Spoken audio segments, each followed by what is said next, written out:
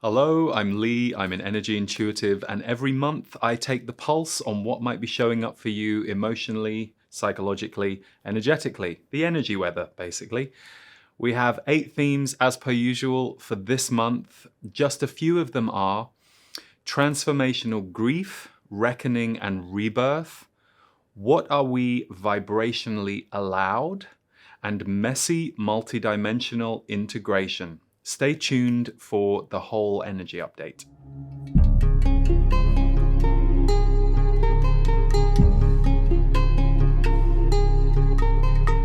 Hi everyone, welcome to the energy update for October. How on earth is time just flying the way it is? But I'm happy to announce that for those of you who have taken my initiation course before, which is my once a year channeled mystery school, we are bringing it back. We start on October the 25th, and it's very exciting basically for me and the team. It's the most potent and powerful thing we do all year in many ways. And so if you want to join us, stay tuned all the way to the end where I will share more about it. But for today, let's look at the themes that I have been given for this month and see if you can find yourself in any of them, or if not you, people around you. So the first big theme for the month was transformational grief, reckoning, and rebirth. Transformational grief, reckoning, and rebirth. You know, many times over the last 3-4 years, my guides have spoken about how grief is the great transformer. When we are in the experience of grief, it doesn't usually feel like that because we're burning and we're purging and we're releasing. But actually, through that process of grief, we become somebody and something new on the other side. Now, one of the things that's happening a lot this year, certainly I'm hearing about this, seeing it in the world, have my own experiences of it, and people who are close to me, many people leaving the planet. You know, whether they are dying suddenly and unusually, or whether there are people whose lives are ending, and I've also heard of an increasing number of suicides. So there is certainly a death energy on the planet that you can couple that with the death of the systems, the death of aspects of the planet and our environment that we're having to grapple with.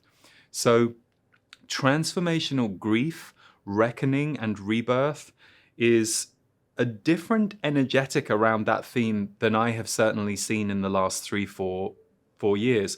I don't know about you, but my human programming, my human mind, when I hear the word grief, there tends to be a heavy association with it, or at least that's what many of us have been taught to feel and how to respond to it, or certainly sometimes fear of grief. We're afraid to grieve. We're afraid of what grief might do to us. That's rapidly changing on the planet, and people are understanding how to dance with the transformational energies of grief more than ever before, which just means the grief journey is speeding up. It's no longer taking quite as long as it used to. Now, I say all of this, your experience right now might be that you are deeply in grief because you've lost someone very important to you, or you're grieving an aspect of your life that has gone away, or you're feeling planetary grief. So me saying that is not to take anything away from where you are at. The most important thing any of us can ever do is to the best of our ability, allow what we are feeling and experiencing to move through us, so we don't try and block it, stop it, hinder its progress. But the reason the grief energy feels different is a lot more people are a lot more used to the experience of grief or some kind of relationship to grief in the last few years at a higher level than most of us have experienced in our lifetime. And that's important because the Z's have spoken about us experiencing more death on the planet as a general theme, and that's something they've been talking about since 2019. So that's not to alarm any of us. And I think if anything, what we can do is use the remembrance that all of us are on a limited physical journey to bring us back to presence. We never know when our last day on earth is going to be. And if we really lived with more of that awareness, we would actually be more present, more here, and live in a deeper way. But equally, there are many issues in our society that we are facing right now and having to reckon with around why is this taking place? Why is this level of death appearing? Why are so many people checking out? What do we have to pay attention to? So there is a real reckoning going on society-wide around this theme. But the transformational grief piece, my guides were very adamant that transformational has to sit right before the word grief. I couldn't just use the word grief without transformational first, is because it is this very enlivening energy that people are beginning to experience. Everything is moving faster where our consciousness and the energy of the world is concerned. So therefore, many of us are moving through layers of transformation at speeds that we haven't previously. Doesn't always mean it feels great, doesn't always mean that it feels like you've got it sorted out. We'll get to that in a minute when I talk about the theme messy multidimensional integration. But the reckoning piece is very important. So a reckoning and reassessment of what's going on. People seeing things differently, people noticing things they previously weren't noticing. That's beginning to happen. And that's going to have a very powerful ripple effect in the coming years. So we're at the very beginning of this birthing energy that springs out of transformational grief, and it leads us to reckoning and rebirth. So you might be finding yourself in a personal rebirth right now. New levels or new layers of who you are here to be are beginning to come to the surface, beginning to emerge, and it might be a very newborn baby stage for you.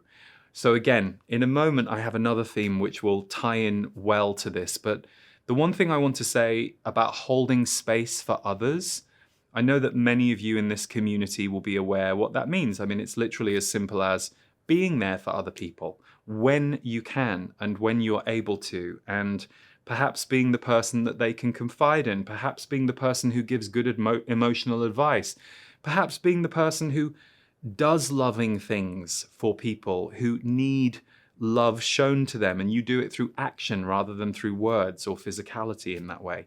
So holding space for others, I know, has been a big theme for many in the last year or so. And as usual, you can do that. You just have to make sure you're not capsizing yourself. You are making sure that you are maintaining yourself. And again, the rise in that need for help and support from people around us is also a really great test of our balanced core around our empathic abilities. Because somebody who is able to be empathic and support others and feel a need and do it while holding their own core is very powerful for others and for themselves.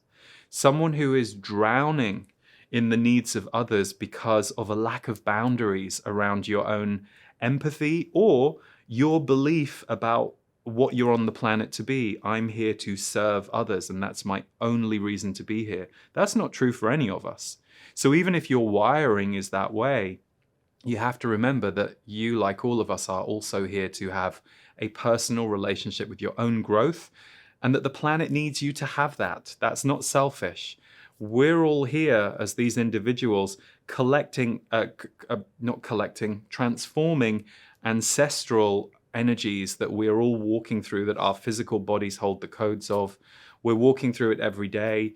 You only have to look out at society today and see the way things are being discussed or dealt with to go, oh, that seems very 16th century. That feels really old. Oh, wow, that feels very modern, very 21st century.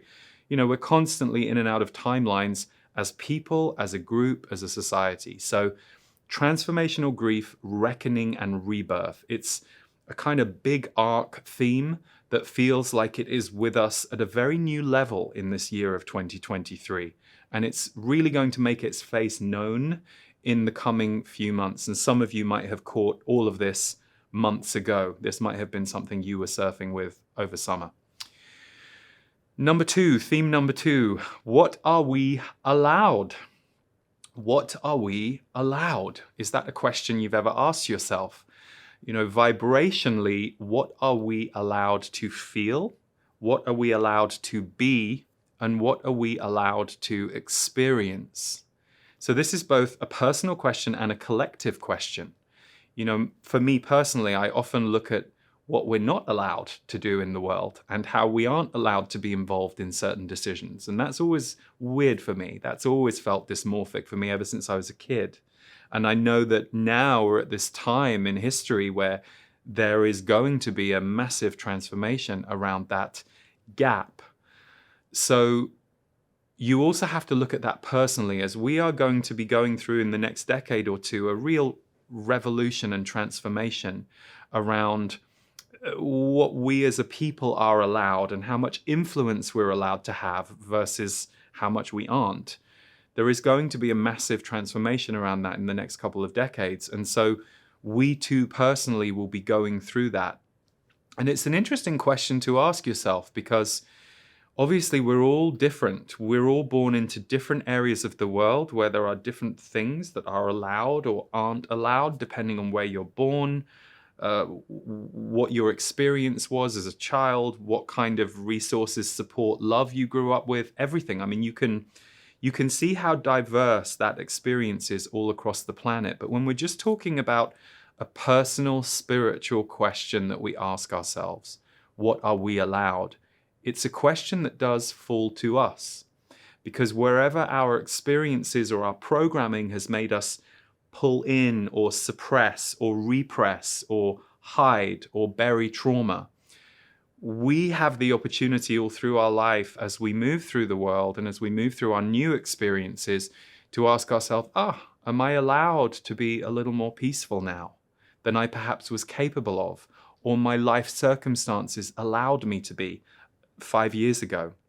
Am I allowed to be a little clearer about what I feel in the way I express myself these days, because I've learned to do it in a better way? And I'm in a place and a time and a set of relationships in my life where that's more allowed. Am I allowed? And of course, we ask these questions, and often, if you're at a workshop, a self-growth workshop, or you're having a revelation in your personal life, I always think that visionary moment where you have a revelation is like a little high. It's like, wow, I'm allowed to be freer in the way I speak to my friends.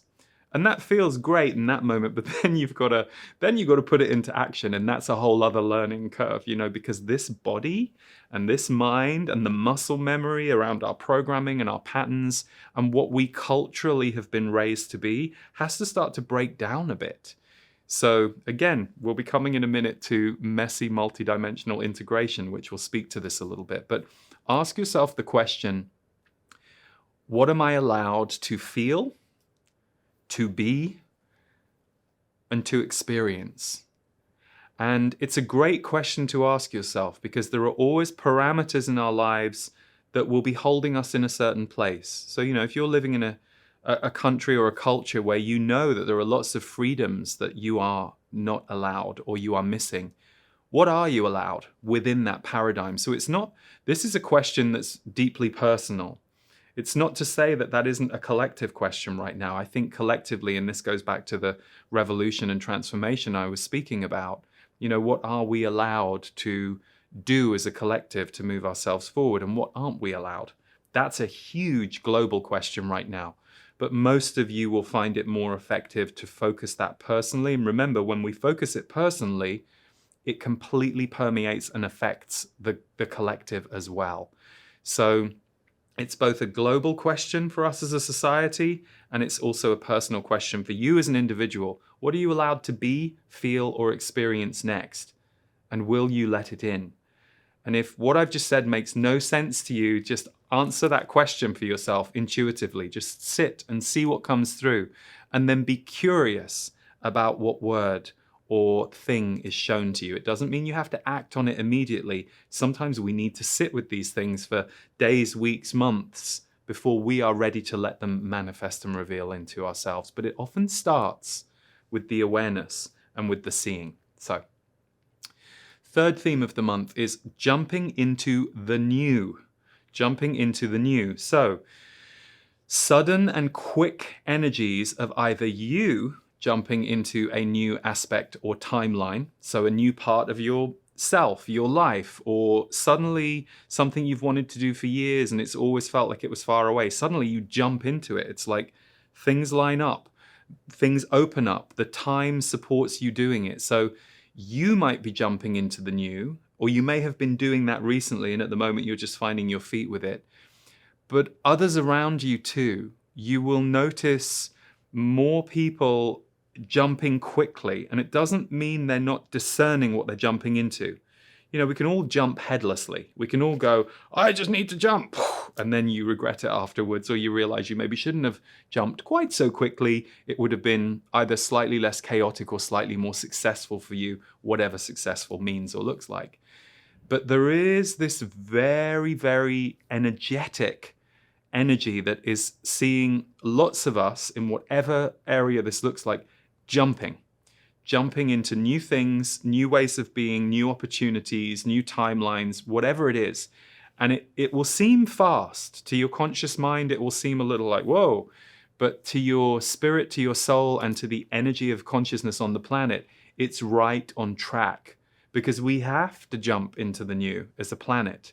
There are many new things that we are going to have to walk ourselves into, lead ourselves to, steer ourselves away from. So it's a very electric time, and jumping into the new is going to be a phenomenon that some of you will experience directly, some of you will experience and witness it happen around you, and you'll be like, whoa, that surprised me that they did that or that happened. That energy of surprise will catch up with you eventually. Doesn't mean you will do what they did exactly, but there is a big energy of change, a fast energy of change that looks like jumping into the new. Okay, theme number 4, my favorite of the month, because I can relate. Messy multidimensional integration. Messy multidimensional integration. Very wordy. It's what I was given. I'll break it down. So, syncing up multidimensional parts of you. So, your mind, body, spirit. So, you know, just there are so many ways we could talk about that. But to put a very simple point on it for illustrating this theme, you know, our mind is usually tracking past patterns of behavior, thought, and action and replaying things. Our body will do a similar thing, but it's a little more open energetically. Potentially, it has the opportunity to become a very intuitive and sensory body, depending on what your body has experienced. If your body is carrying a lot of trauma, weight that it needs to leave your body, that will take time to come to. And your spirit, of course, is your soul, the driving force. The part of you that has been around for the lifetimes in so many different ways and experiences and is now poured into this body, this identity, and seeing what level of consciousness it can steer you through and to in your life. So messy multidimensional integration refers to syncing up these 3 different aspects of you, and specifically aspects of you that aren't yet in synergy with each other. So how this could look is, let's say your body starts feeling compelled for you to want to, we'll take a simple example. Suddenly you get this bodily feeling that you want to get deeply into athletics and sports and do things physically that you perhaps haven't done for a decade or more or ever. But it's coming from your body. It's not coming from your mind. It's not some idea. Your body, you suddenly, if you start to listen to your body because you've opened your body a bit, you've been healing, you've had some powerful physical shifts. And so suddenly your body starts feeling compelled to go and do this slightly more intense sports or athletics or training. Your mind, which has stopped you doing that for many years, A, because it was thinking that it was going to unleash the trauma that you weren't ready to feel. Well, you are now because you've shifted some of it. But also because it doesn't quite know who you are in this new scenario. It doesn't have a reference for who you are as a sporty athlete. So your mind starts going a bit ballistic and trying to talk to you and trying to talk you out of it and trying to get your attention. Your soul is just blissful about this. It's like, great, this is what's going to move them to the next phase. So you've got, you know, the soul that's kind of just happily smiling, looking, the body that's pushing into something that it's never quite done before in this way. So it's very new, baby steps. And the mind that's going, oh, I don't know about this. I need to be involved in this. I need to be in charge of this. So you get this slightly, you know, messy, jagged, jerky kind of experience that, you don't feel quite yourself, which is great, by the way. Unless, of course, you're walking into destructive things or things that are causing you pain and distress, that's different. But it's this messy multidimensional integration that is happening for lots of us. Parts of us are moving forward quickly. There are other parts of us that haven't caught up yet. So there can be a little bit like, what's the operating system?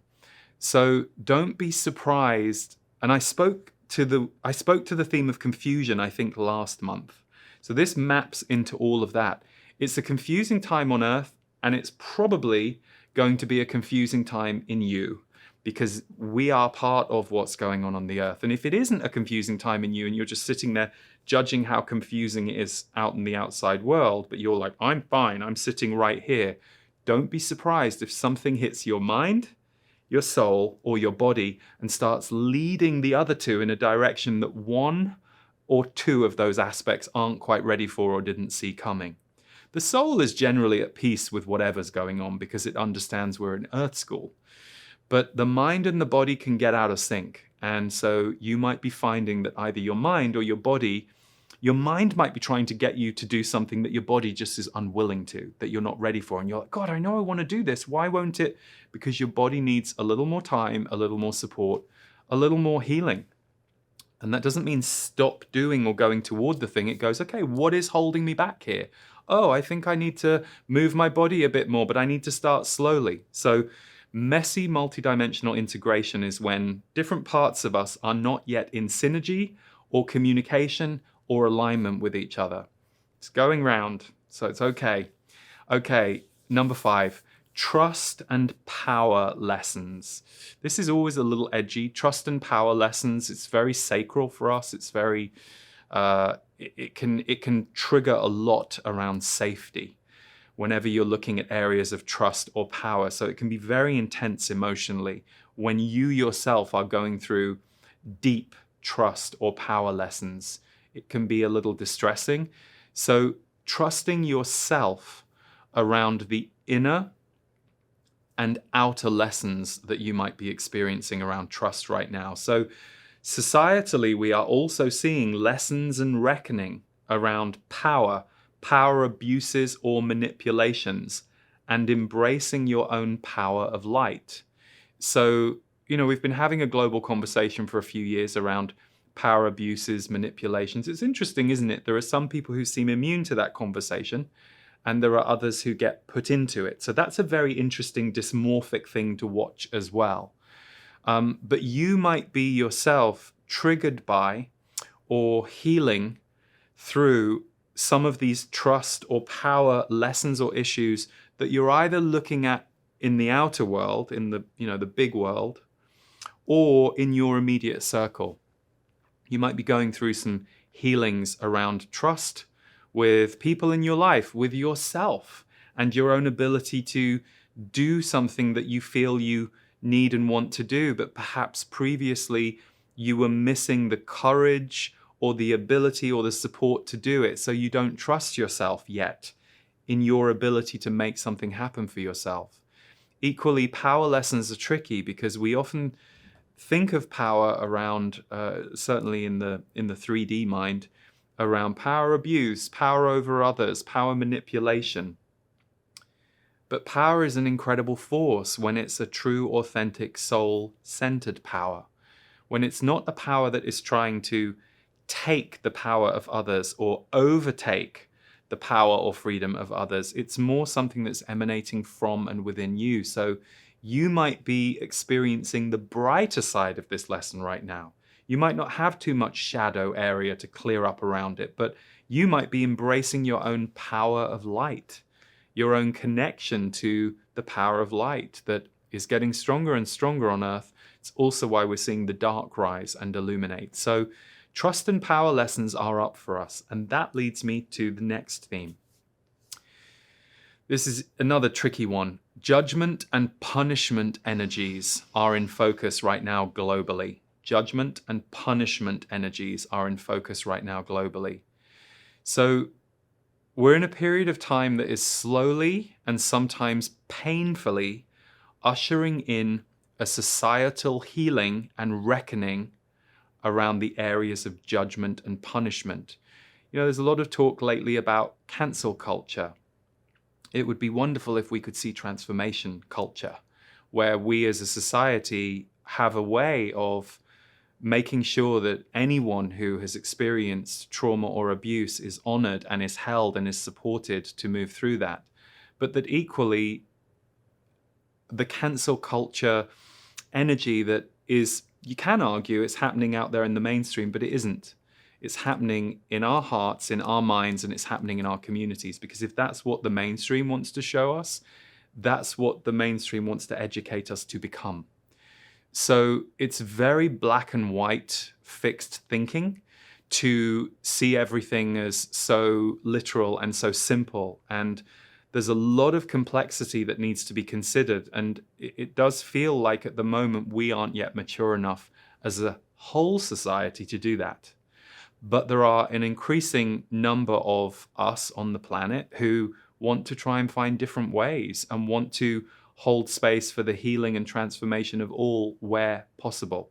With some people, maybe it isn't possible. But with those where it might be, it's important to hold space for that.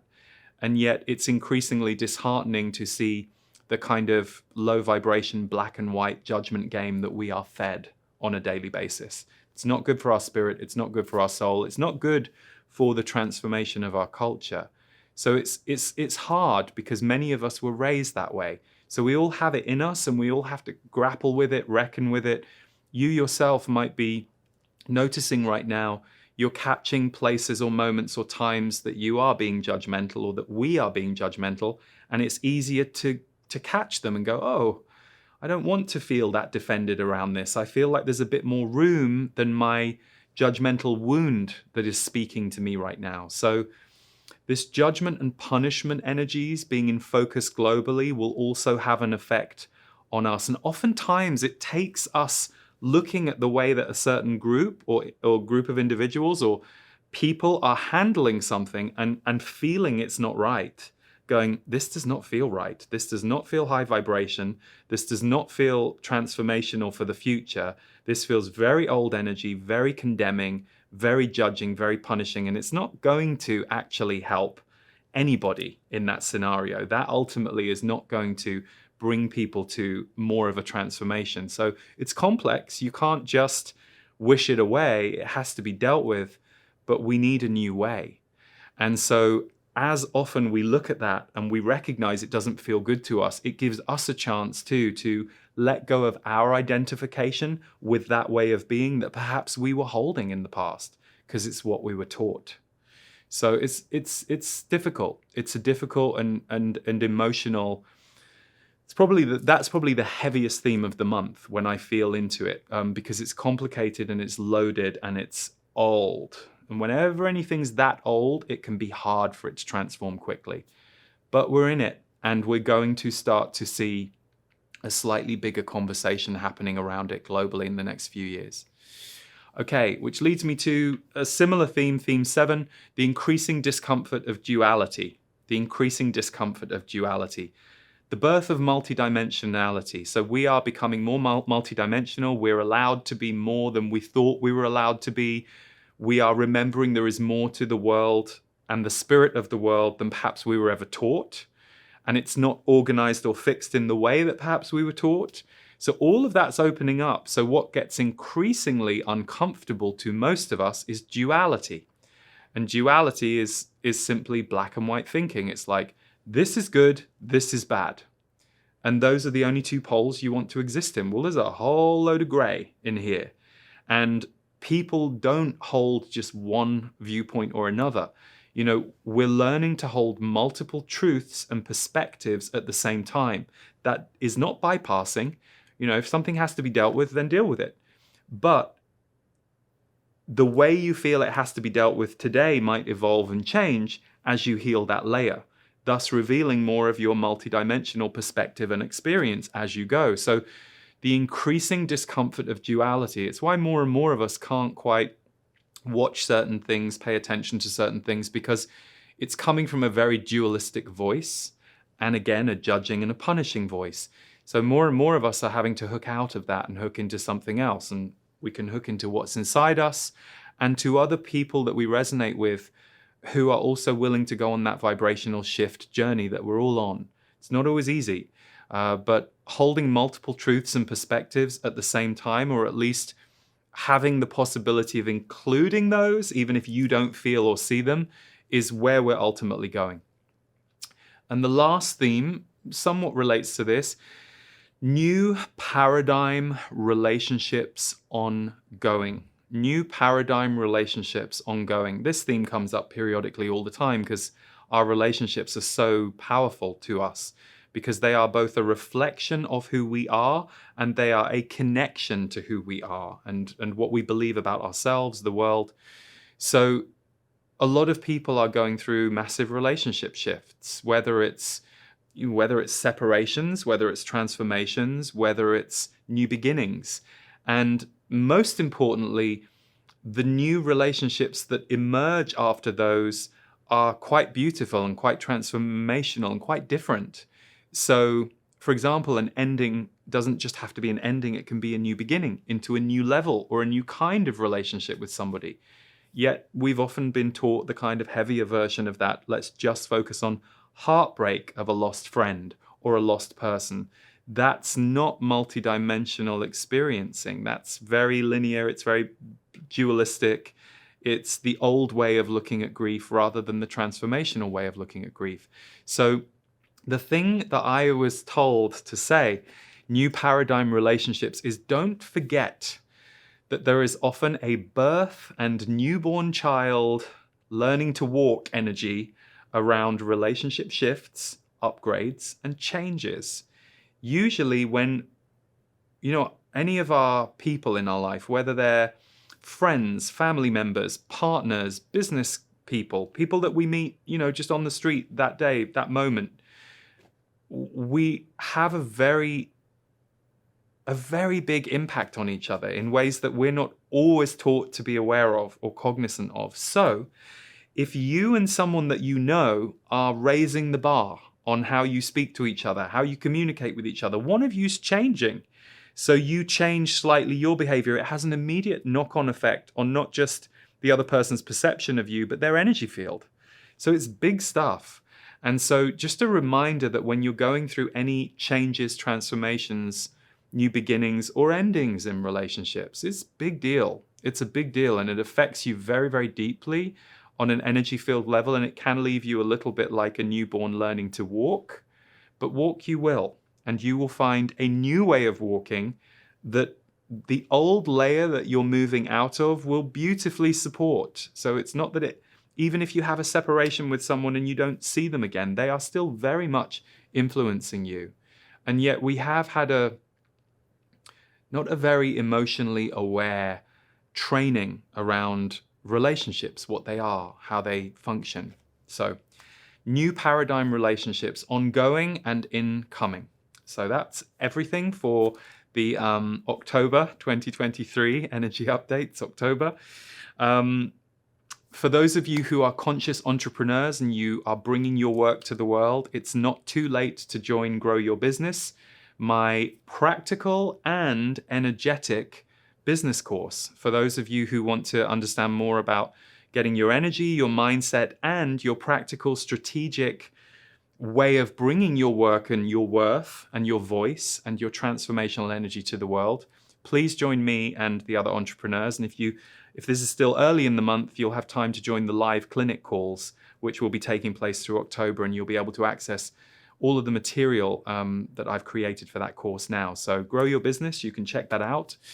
As I said earlier, initiation begins on October 25th and runs weekly through November 15th.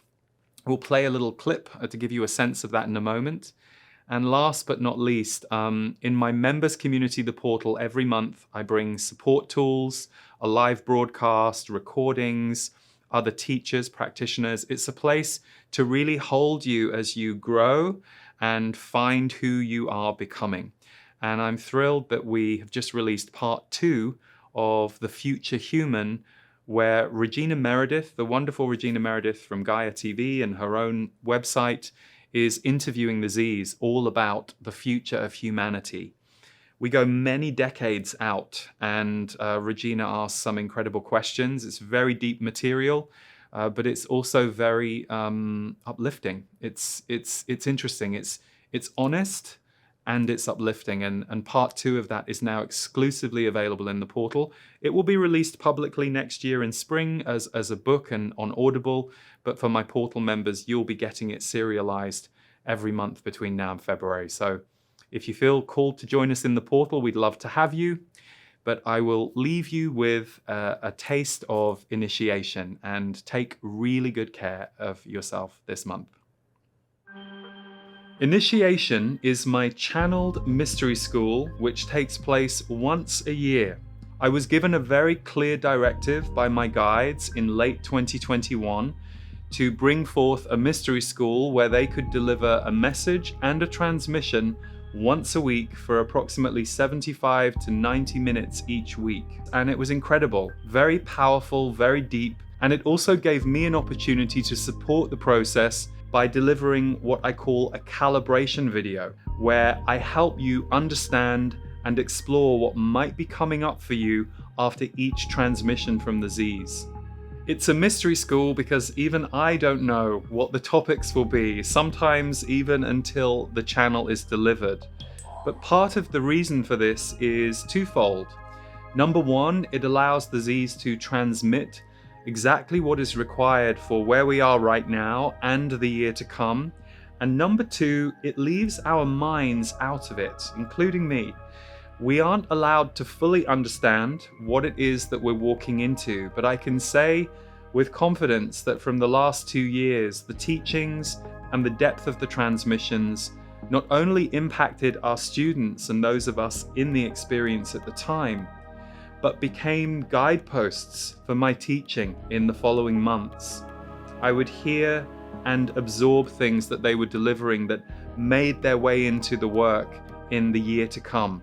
Initiation starts October 25th and runs through November 15th and contains 4 weekly live 90-minute broadcasts, replays available if you can't be there live, calibration videos from me in between to help you ground and integrate the material, a welcome video from myself and my guides the Z's, the music album Medicine Mantras, which will not be publicly released until the end of November, and a community forum and several support materials including worksheets and a self-care guide.